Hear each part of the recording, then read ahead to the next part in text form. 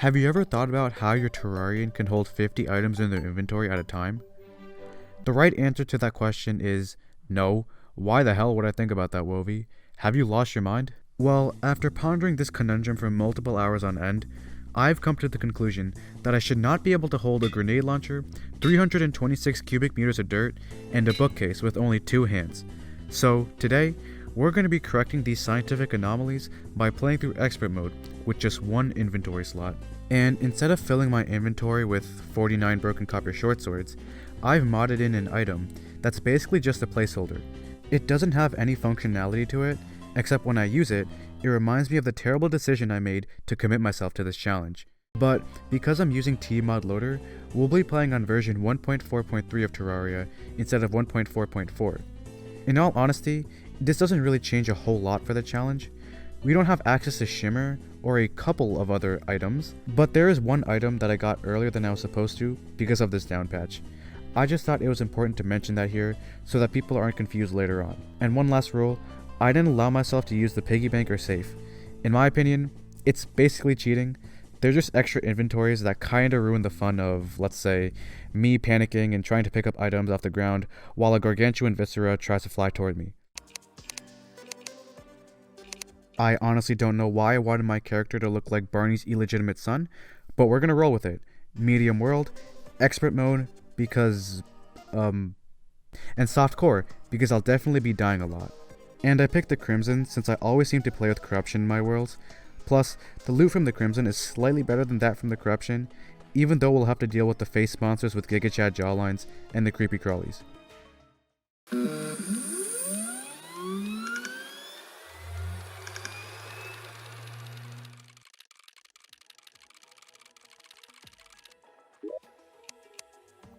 We start with a wonderfully organized inventory, filled with 49 big red X's and a bag with my starter tools in it.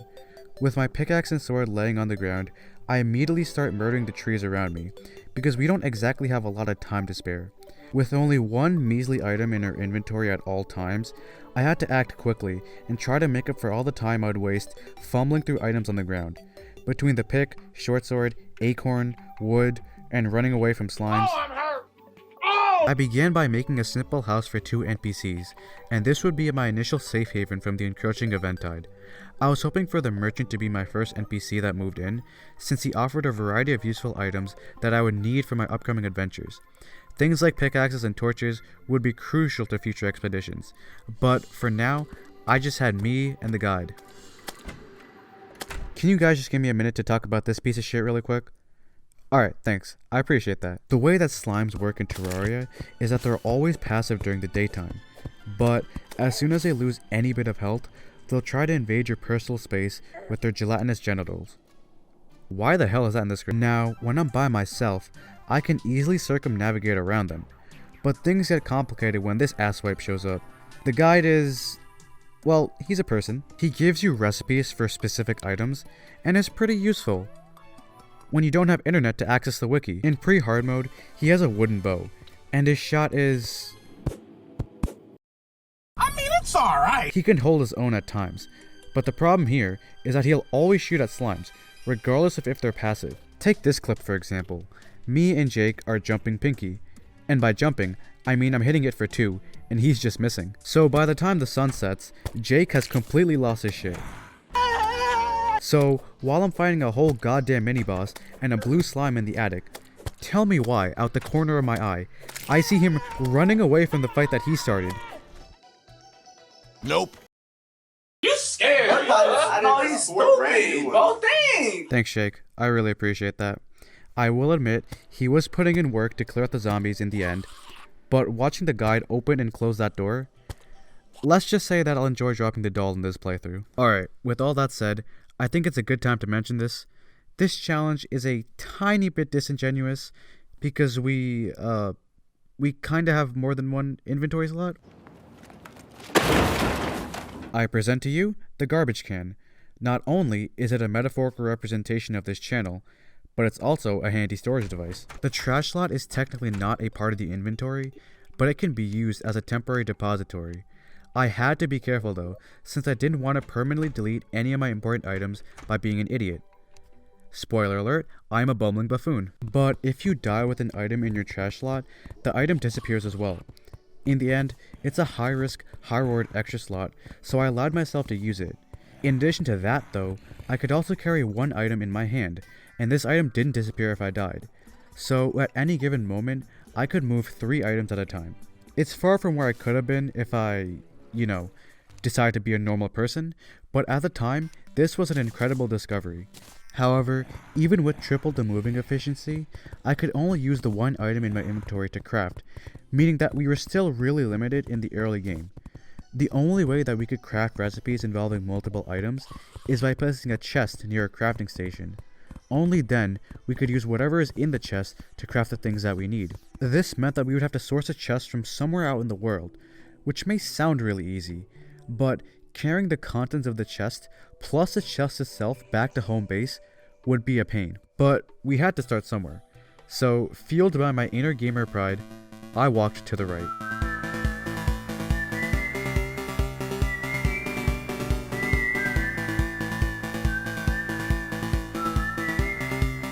Oh no!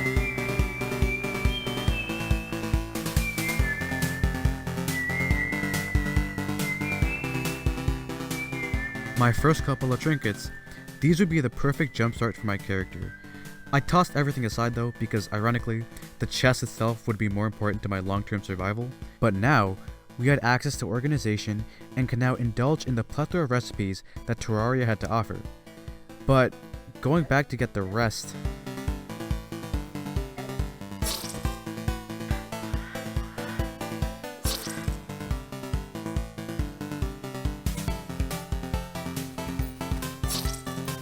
So that didn't work out, and I wasn't about to go venture out into the night to recover my bounty. I was trapped inside, with the dead and dismembered surrounding our wooden box on all fronts. But under their muffled shrieks and groans, I had a lot of time to try and scope out what I want to accomplish in the following couple of days. Most importantly, getting our hands on a cost-effective weapon would be the most important task. For 90% of my time in this world, I'd be without any buffs or health pots, so I had to be prepared to take on everything with just my 2 bare hands. Or, I guess my 1 bare inventory slot. The first really good weapon that I could reliably get would be the Mini Shark, which is sold by the arms dealer alongside its ammo. It wouldn't be cheap, but its damage output could carry me through the earlier stages of pre-hard mode. Or, if I so desired, I could also end up crafting the Star Cannon. If I ever want to switch classes, the Space Gun plus Meteor Armor combo would give me a ranged weapon with infinite ammunition. The set bonus from the Meteor Armor would allow me to use this weapon freely without having to lug around a stack of mana potions everywhere. I saw these ranged options as the best I could go for. In theory, I could have gone for a melee weapon, but it would only be really effective with the Molten Armor set. And trying to get that while juggling obsidian skin potions, a pickaxe, a weapon, and the ore itself would be a hellish endeavor. Get it? Hell? As the deceased crept away from our shelter, I began to retrace my steps through the desert, back towards my unclaimed loot. On the way, I noticed this guy, who just so happened to be stuck with all my gold coins. I made the conscious decision to end its suffering and reclaim my belongings.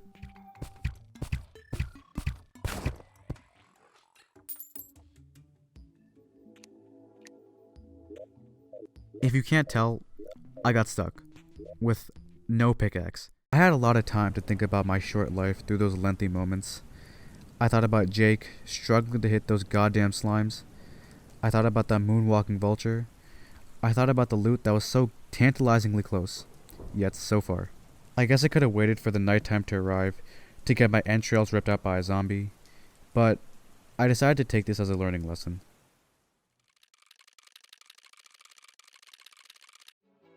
Instead of going back towards my shame, I walked left and immediately found a cave. A quick descent into the opening revealed a chest filled with goodies and placed so much closer to my house. This meant that if I had just gone in the opposite direction, I would have saved myself from one of the weakest and most embarrassing ways to go out, on top of avoiding multiple accounts of being gored by vultures, and those items would still be there in that chest. That's some bullshit.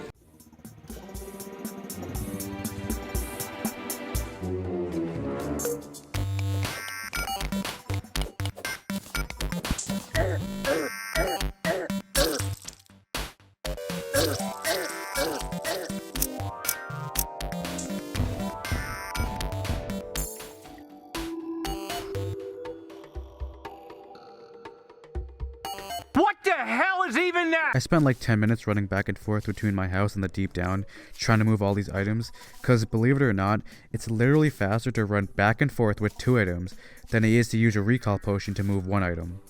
This is 10 out of 10 gameplay right here. But we were still missing a couple of crucial pieces of gear.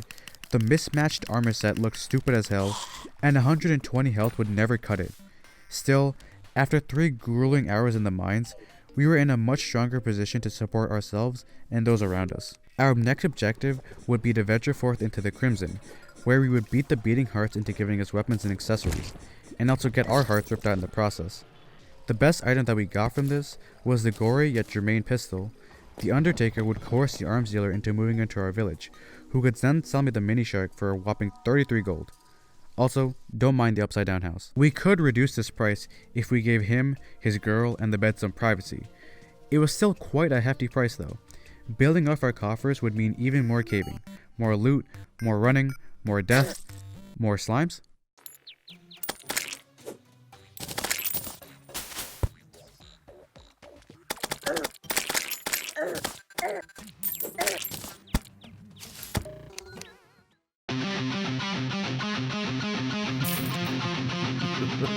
Oh shit.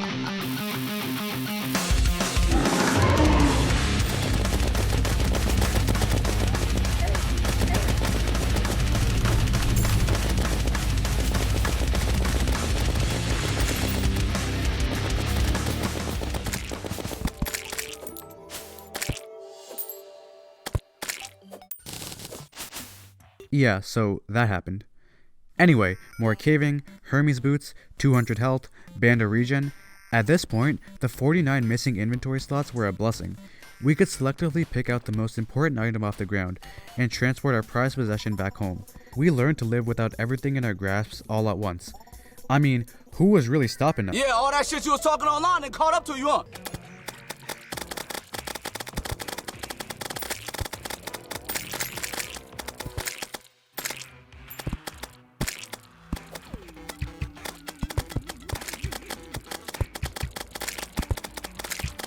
Yeah, I managed to find a group of people who were even bigger idiots than me.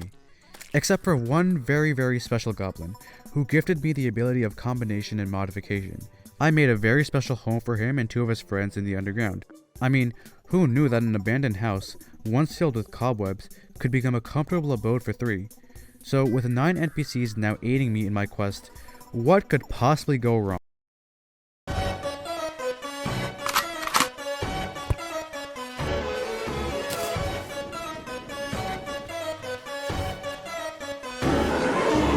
Hello there.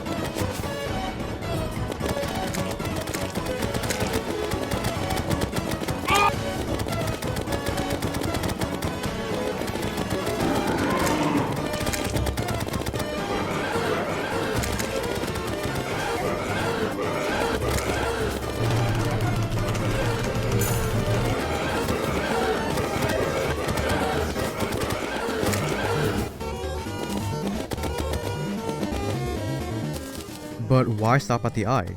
I mean, with a couple of more upgrades.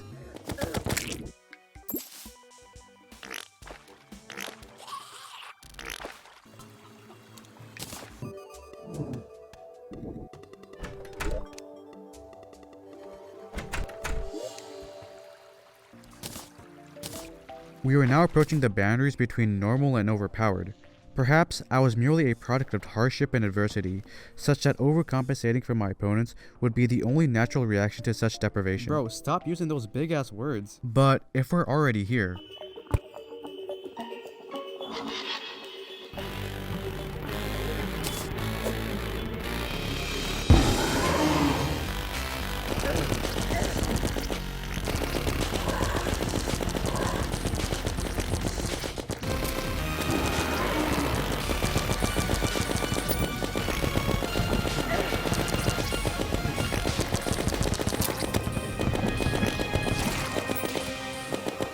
and why stop with the internal organs?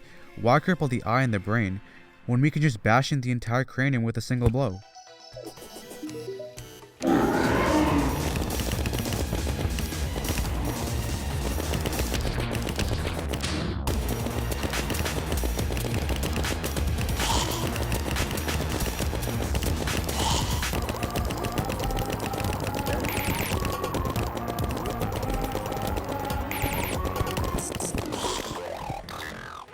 And why stop with human anatomy?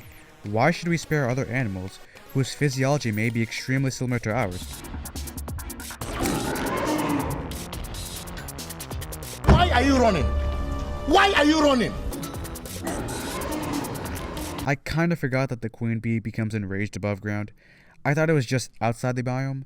I was clearly wrong. Now come on, put your hands up. I ain't got no words for you. Come on.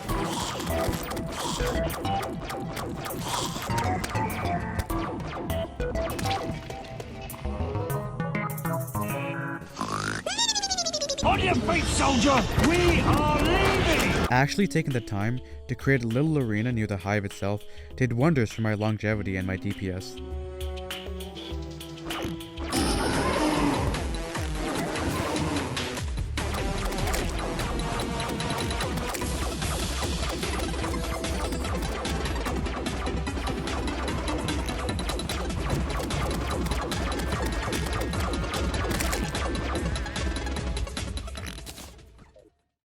And then, there was one.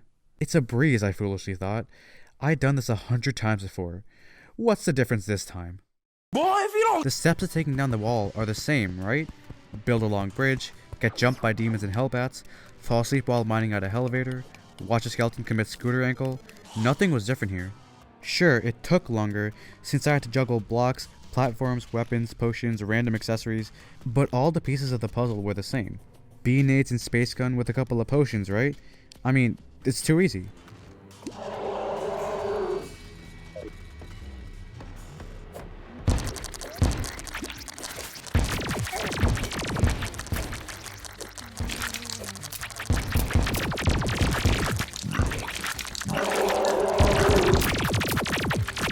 Oh no.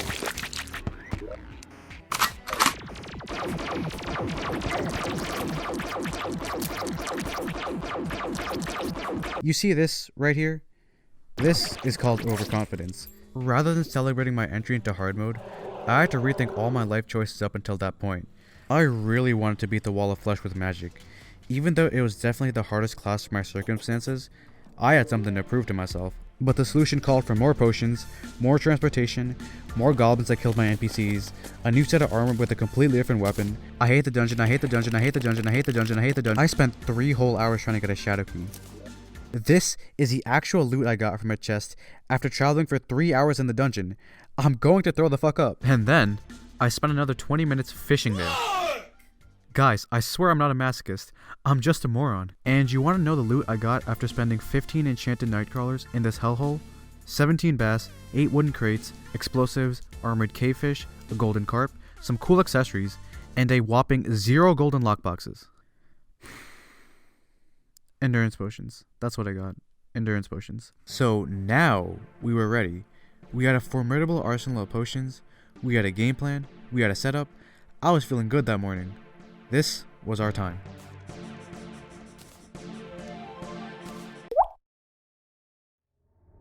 But nobody came. There was pure silence.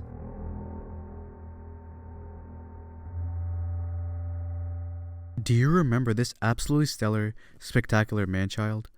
Well, I kinda killed him, and at the time, I was rejoicing in his demise. But do you remember this beautiful, bald-headed man? Well, what I didn't realize at the time was that rather than letting the guard respawn back into the world, the tavern keep took his house. I swear to God, you couldn't make this shit up if you tried. So, more potions, more planter boxes, more slamming my head into a wall, even more running. Going back to the dungeon to get an alchemy table, just for the recipe to save 0 ingredients, spending an hour to look for 1 day bloom. I love this game so much. To try and combat the lack of mana potions, I killed a lot of enemies on my hell bridge while making sure I wasn't on full mana. This allowed the enemies to drop stars, which I could then pick up throughout the battle to top off my mana. And so, after 2 really pathetic attempts, we were once again approaching the precipice.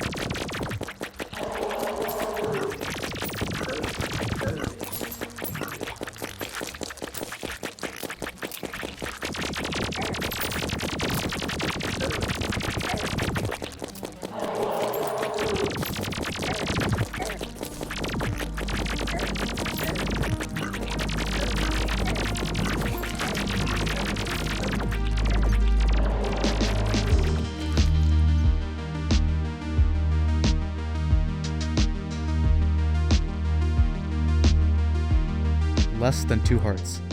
Less than 40 health was the difference between victory and another death. Literally, if I wasn't so lazy and actually bothered to get the Frostspark boots, then that would have never happened. But nevertheless, I made it.